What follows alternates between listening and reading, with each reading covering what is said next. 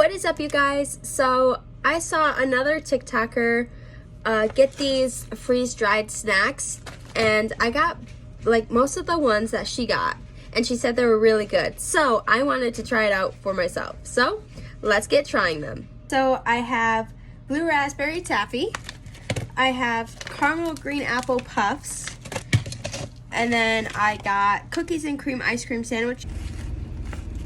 My teeth are gummy blue.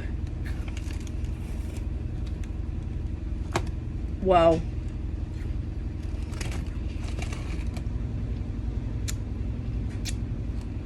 That was good.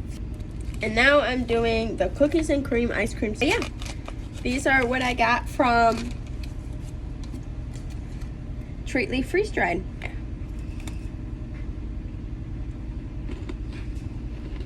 So go check them out.